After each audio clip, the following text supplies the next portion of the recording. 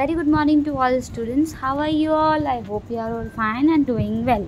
Okay, so now in this video we are going to start the continuing the chapter number 8, subject and predicate. As we talked about this, subject and predicate is that subject and predicate is a part of a sentence. ठीक है? The name of the person we are talking about in the sentence, it is subject. जब भी हम किसी की बात कर रहे हैं तो subject और बाकी पूरा sentence predicate. It's really easy.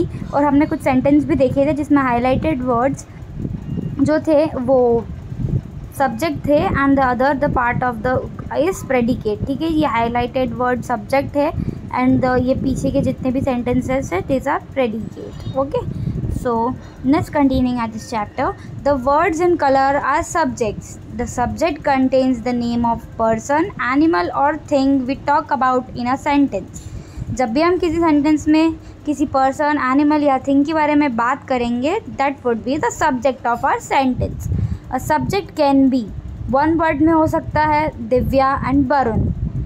A group of words में हो सकता है my parents, the picture. A pronoun हो सकता है आई एंड यू, ये सब सब्जेक्ट हो सकते हैं. ठीक है, turn the page. The remaining part of the sentence is the predicate. The remaining part जो भी बचा हुआ है that was subject. It tells us about the subject doing something.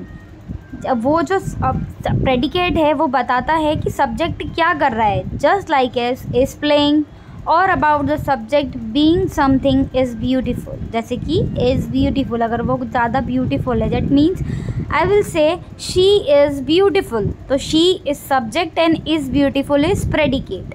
The predicate में consist of one word roars or the group of words is school here. Predicate भी या तो वो एक वर्ड का हो सकता है या फिर वो ग्रुप ऑफ वर्ड्स का हो सकता है. ठीक है, in most of sentences the subject comes first. In interrogative sentences it can be also be middle in the sentence. बहुत सारे sentences में जो subject है वो सबसे पहले आता है, but interrogative sentence में जब भी हम किसी से question पूछेंगे उन sentence में हो सकता है कि वो middle में आए. जैसे कि इस sentence में आपको दिख रहा है is Ravi singing a song.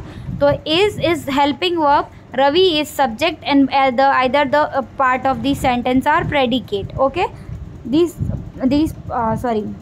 This sentence is divided into three parts: verb, subject and predicate. Okay, so it is really easy. It is really मतलब बहुत ज़्यादा टफ नहीं है ये. That is really easy. There mean having only one funda कि आपका जो noun है जिसके बारे में हम बात कर रहे हैं that would be the subject and the remaining part of the sentence is predicate. Okay, I hope you understand this chapter very well. Try to do this exercise of this chapter. In the next lecture we will doing the exercise of this chapter. Okay students, bye.